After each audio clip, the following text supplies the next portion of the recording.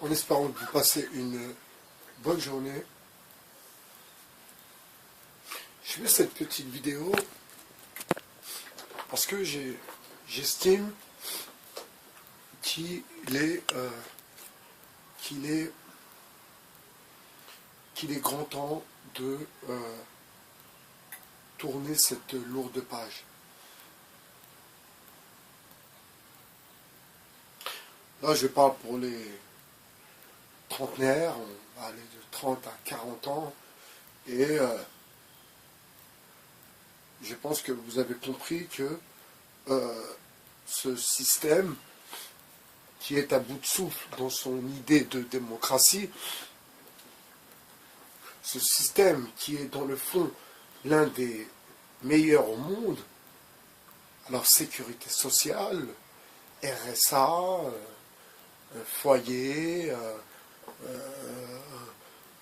HLM, on est dans un système social qui est l'un des meilleurs au monde. Et d'ailleurs, je voudrais aussi vous dire ça, car je côtoie de près les gens venant d'ailleurs, qui eux-mêmes ont choisi, en passant par d'autres pays, mais ont choisi la France, parce que la France, il fait bon vivre. Et les Français, dans le fond, sont des bons vivants. Malheureusement, dans cette France, il y a un problème. Dans cette France, il y a le chantage à l'antisémitisme. Il y a les mecs de cité, les banlieusards, on est plein d'appellations qui, dans le fond, nous servent à rien. Je pense que déjà, nous, en tant que...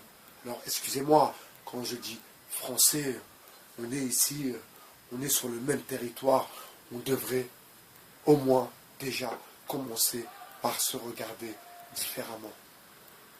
Vous savez, quand je suis, et ça je le répète à chaque fois, parce que c'est quelque chose que je vis quotidiennement quand je prends les transports et je vois les gens sur leur téléphone bloqué en train de jouer à des jeux tout pourris, eh bien, je pense à Eric tout troué.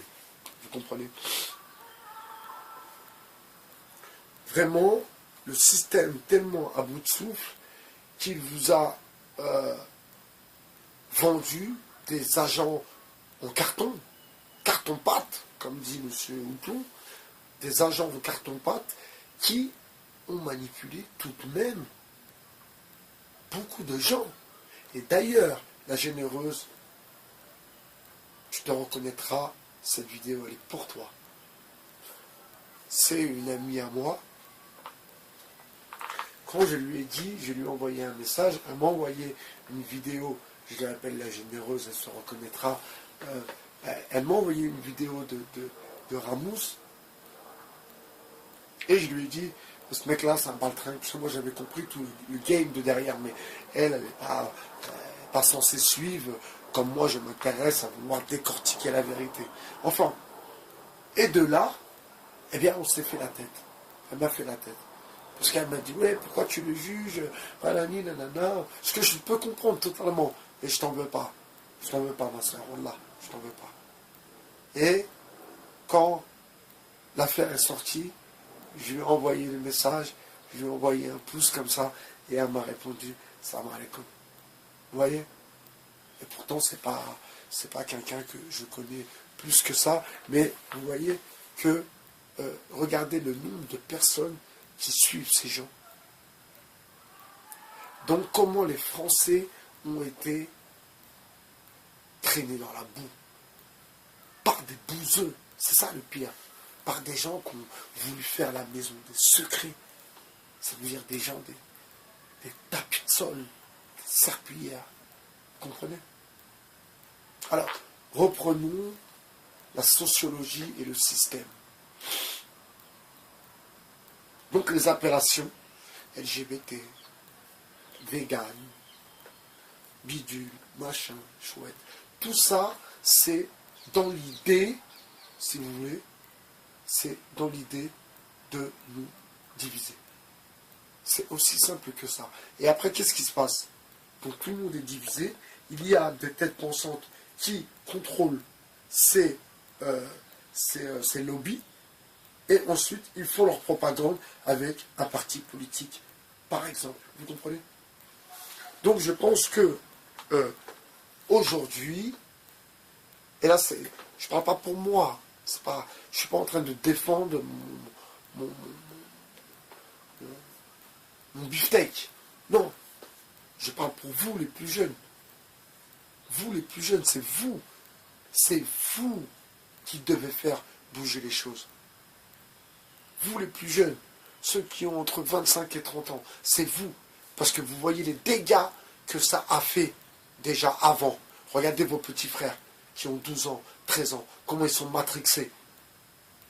À cause de qui? À cause de quoi? L'éducation nationale, bien sûr, a sa part de responsabilité, mes amis.